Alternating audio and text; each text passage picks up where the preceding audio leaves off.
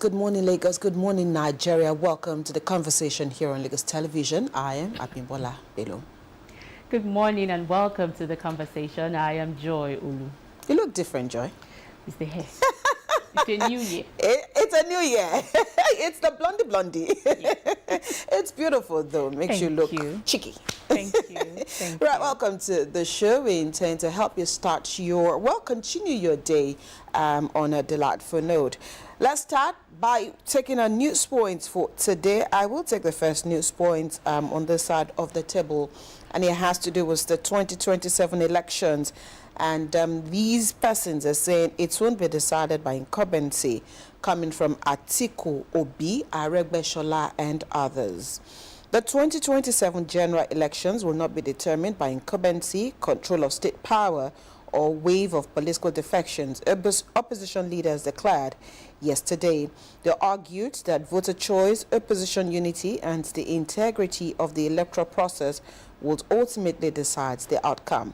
The opposition leaders made the declaration at a public launch of The Loyalist, a memoir by National Publicity Secretary of the African Democratic Congress, ADC, Bolaji Abdullahi, in Abuja.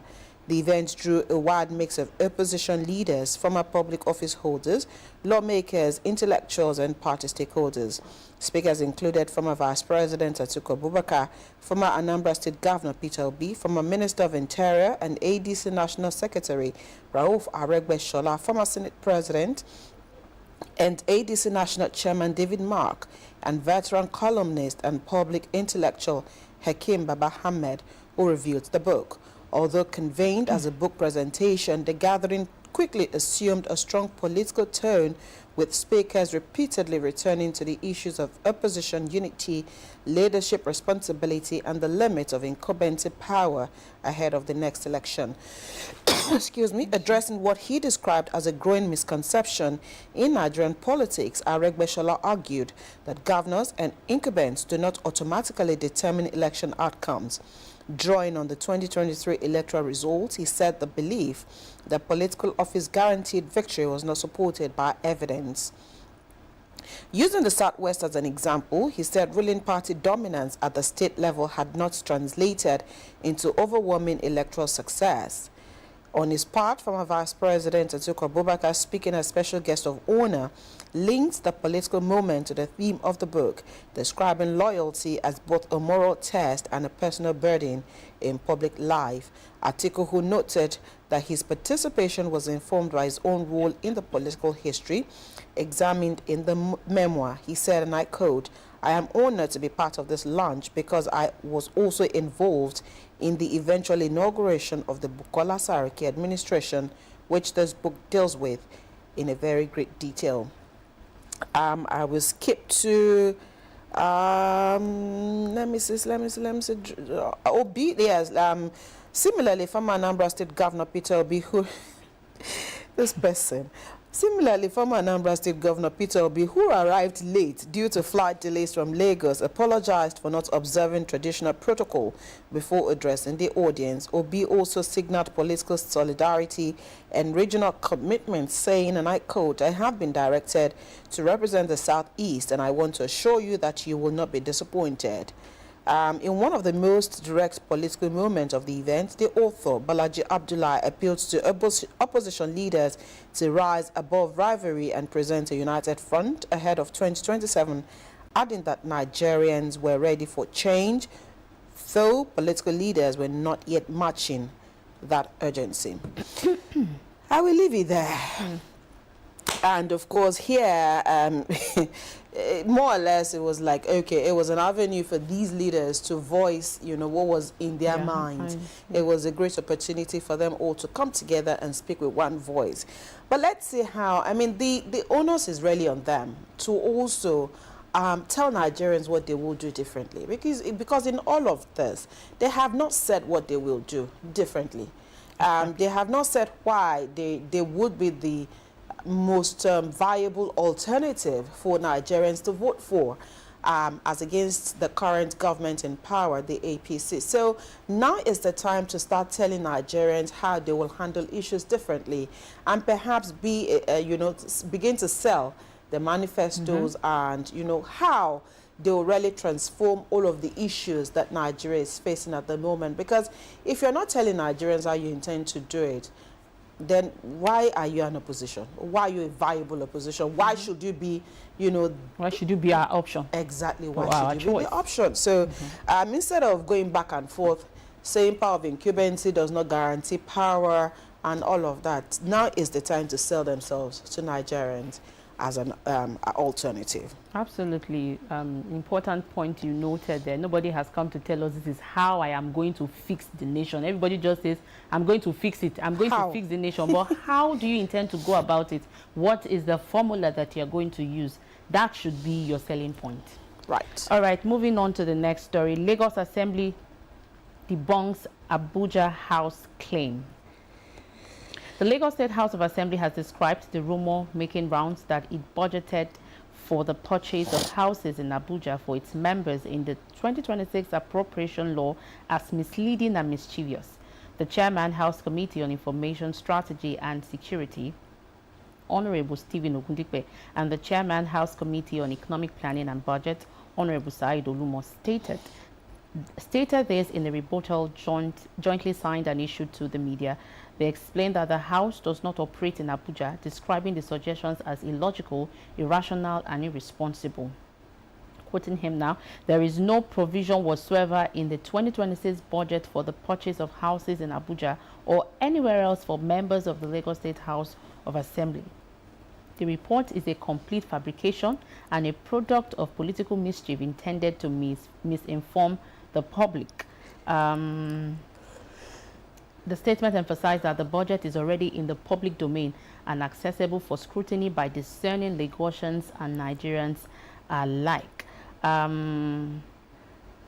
Okay, they are urging Lagosians and the general public to disregard this baseless rumor and always verify information from official and credible sources. And they're also saying that they're challenging those behind this allegation to produce credible evidence or retract their statement forthwith. Failure to do so may attract appropriate legal actions. That is the report. But I find it very funny why people will come up with this kind of information. The Lagos State House of Assembly does not operate in Abuja. Exactly. Even if they were to, I'm just saying, even if they were to procure houses or something, shouldn't it be in Lagos?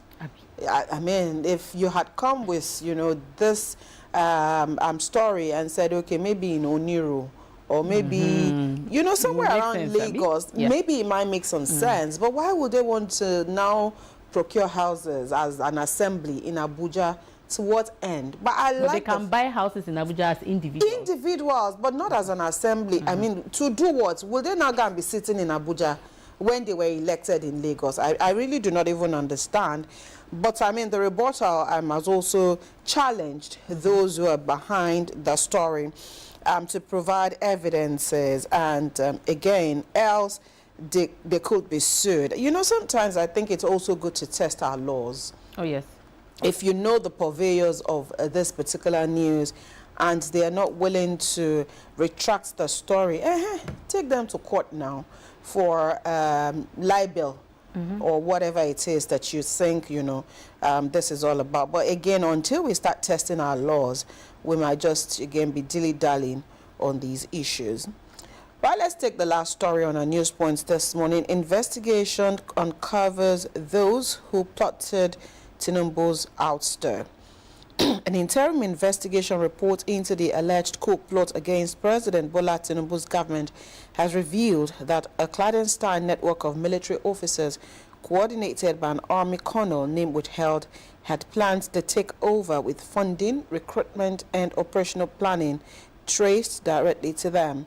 The report cited on Tuesday indicated that the army officer whose repeated failures in promotion reportedly fueled his disaffection mobilized like-minded officers across the Army, Navy and Air Force, assigning them to survey critical national installations, including the presidential villa, major barracks and international airports. In October 2025, the Defense Headquarters announced the arrest of 16 officers over acts of indiscipline and breaches of service regulations. At the time, the then Director of Defense Information, Brigadier General Tukur Gusau, dismissed the report as an attempt to create tension and distrust, stating that the matter was a purely internal disciplinary issue. But then providing an update on Monday, the new Director of Defense Information, Major General Samaila Uba, stated that a comprehensive investigation had now been concluded in accordance with established military procedures, and the report had been forwarded to the appropriate superior authority. In the interim investigation report, the indicted colonel was described as the alleged coordinator of the plot. According to the report, the plot was uncovered following intelligence on disgruntled elements within the armed forces of Nigeria and the civil populace, leading to arrest, interrogations, and link analysis that exposed a structured conspiracy aimed at a coup d'etat. It's a long read, but then now that the army has come up to admit that indeed there was a coup attempt on the administration of President Bola Tinubu.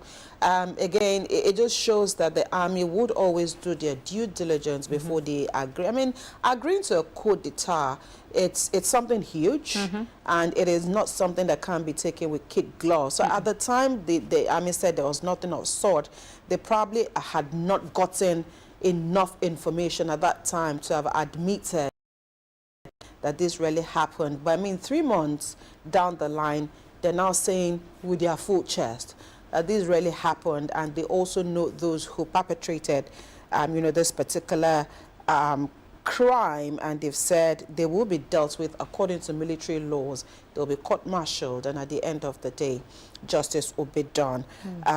Now, at least everybody can rest. Once that, this truth is finally out, that indeed something of that nature happened. Absolutely.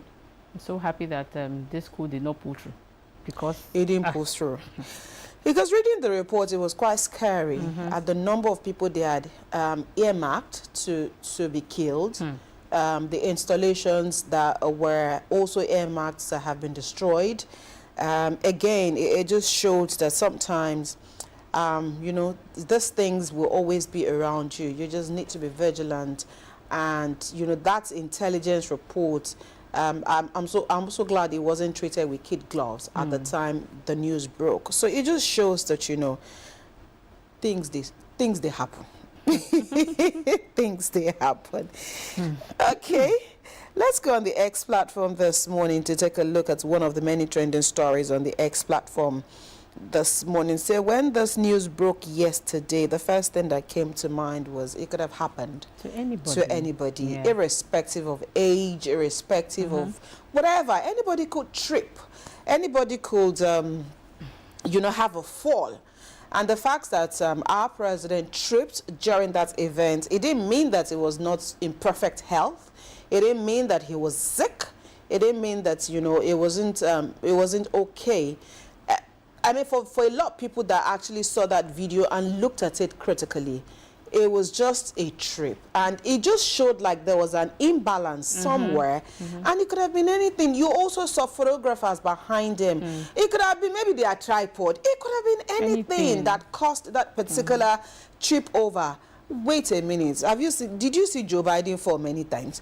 Even Trump has tripped many times. And you also need to understand that, yes, for 70-something-year-olds, it's not a mean feat. He's not a young man. It's not a mean feat to stand on your feet for so long. Anything could have happened. But again, we just need to understand that what happened to our president yesterday could have happened to anyone, and anybody could have tripped.